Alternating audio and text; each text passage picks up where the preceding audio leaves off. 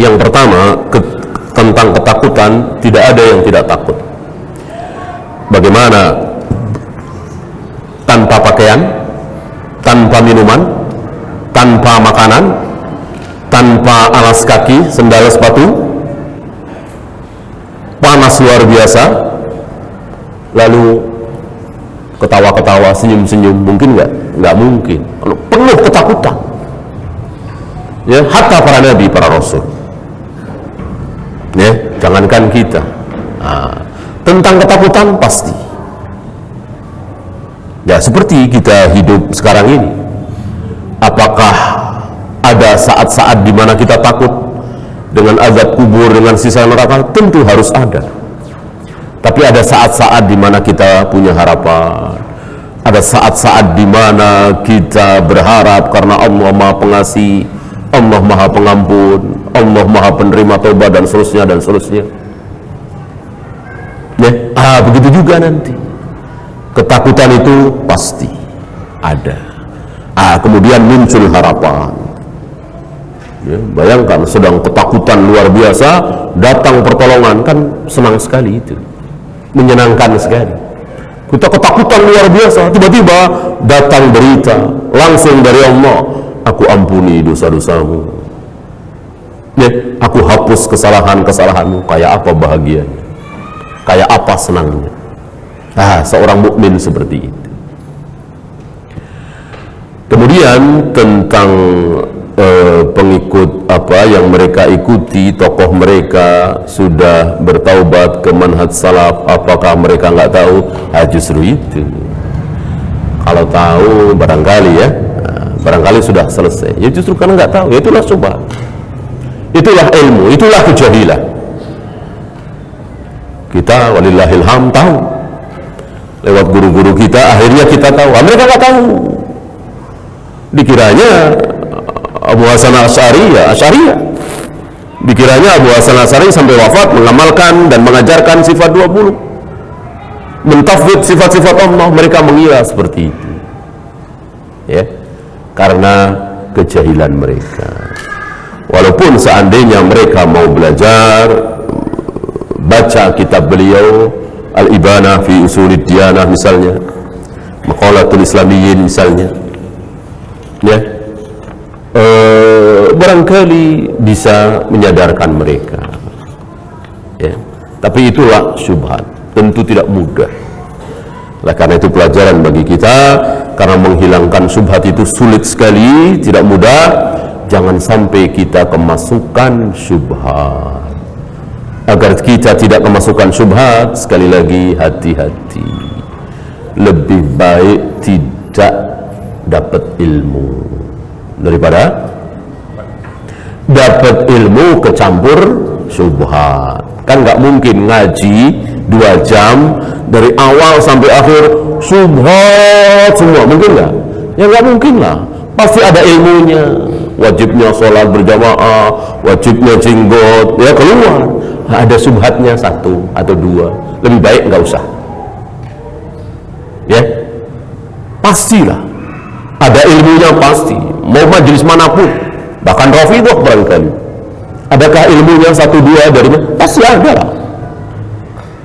Maka kaidahnya lebih baik nggak dapat ilmu daripada dapat ilmu juga dapat syubhat juga. Walaupun 1, walaupun syubhatnya itu 1, ilmunya 20, 30 misalnya. Karena sulit sekali menghilangkan syubhat. Tentang syafaat tadi tentang syafaat, Muslim itu akan diberikan syafaat, termasuk yang minum obat pun diberikan syafaat. Bagaimana dengan yang mengajarkan bid'ah? Kemudian juga tentang istri itu akan mendapatkan suami terakhir di surga.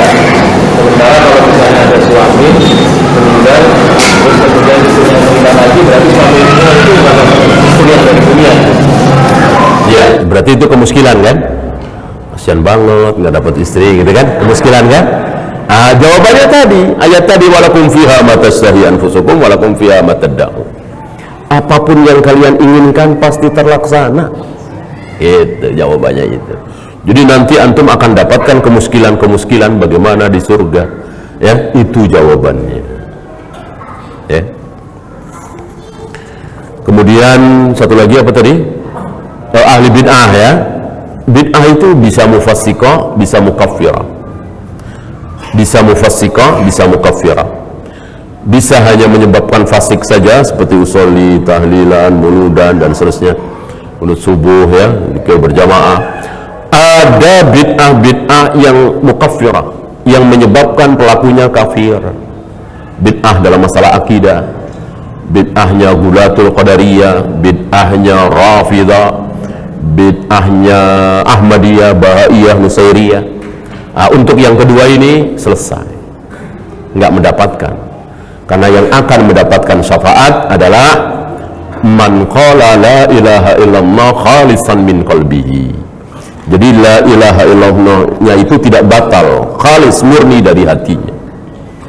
Ahmadiyah, Rafidah, Gulatul Qadariyah, Bahaiyah, Nusairiyah batal la ilaha illallahnya. Maka dapatkah syafaat? Ya tidak. Karena yang akan mendapatkan syafaat adalah kaum muslimin yang berdosa besar, bukan yang syirik. Apakah neraka yang kekal dihuni oleh orang kafir saja? Bagaimana dengan yang menyekutukan Allah? Iya, musyrik itu pasti kafir, kafir itu pasti musyrik. Adakah orang musyrik menyekutukan Allah yang tidak kafir? Nggak ada. Adakah orang kafir yang tidak musyrik? Nggak ada. Semua orang kafir pasti musyrik. Gitu. Maka jangan beranggapan bahwa musyrik itu yang menyekutukan sesuai dengan katanya, kalimatnya asyraka yusyriku isyrak musyrikun. Tidak. Seluruh kekufuran adalah syirik. Walaupun dia tidak mengakui adanya Allah, adanya Tuhan, ateis misalnya, Tuhan itu tidak ada, musyrik. Kufur pasti syirik, syirik pasti kufur. Sama, dua-duanya kekal di neraka. Walaupun dohirnya muslim, dohirnya sholat, puasa, berjenggot, tetapi ada keyakinan syirik dalam hatinya bahwa Allah bisa menolong hidup saya, Syekh Abdul Qadir Jailani juga bisa menolong hidup saya. Jelas nggak ada yang tahu, dia doang itu keyakinan, dia pendam dalam hatinya, syirik. Dan tentu bukan urusan kita.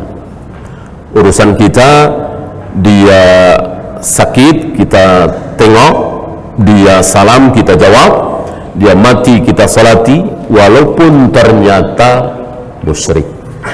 Kan nggak tahu.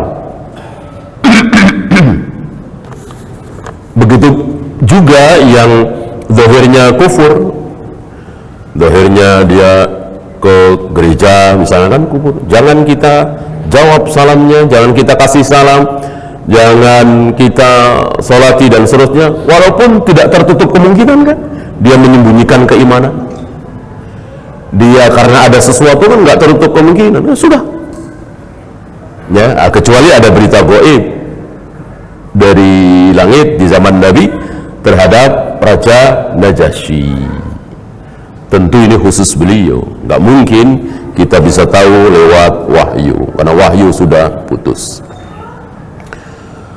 Ada 73 golongan nanti, satu golongan masuk surga tanpa dihisab, dan 72 golongan, satu golongan masuk surga tanpa dihisab, 72 golongan masuk neraka. Betul begitu? Tidak begitu, tidak begitu, tidak begitu. Alhamdulillah ini nanya ya, subhat lagi. Berarti dia beranggapan salah. Ini subhat itu di mana-mana ya. Maka luar biasa, itu betul-betul bersih-bersih gitu ya. Para du'atu salah betul-betul bersih-bersih, itu membersihkan kaum muslimin dari subhat-subhat. Ya ternyata ada kan di majelis salaf sunnah yang beranggapan seperti ini ya. Yang benar adalah kaum muslimin umat Muhammad sallallahu alaihi wasallam akan pecah menjadi 73. Semuanya kaum muslimin. Semuanya kaum muslimin. Gitu. Apakah akan masuk surga semuanya? Iya. Iya. Ya. Tapi yang 72 masuk neraka dulu. Yang 72 masuk neraka dulu. Kekal apa tidak di neraka? Tidak. Tidak kekal di neraka. Karena Nabi mengatakan sataftariku ummati ala salasati wa sab'ina firqatan, bahwa umatku akan pecah menjadi 73. Umatku, lihat, umatku berarti 73 ini umat beliau bukan? Umat beliau. Padahal beliau katakan di hadis lain, kullu ummati yadkhulunal jannah. Setiap umatku, semua umatku pasti akan masuk surga. Ya, hanya yang 72 ini masuk neraka dulu. Masuk neraka karena zina? Bukan. Karena minum khamar? Bukan. Karena berjudi? Bukan. Tapi karena syubhat. Karena syubhat. Justru karena sholat yang tidak mencontoh Nabi.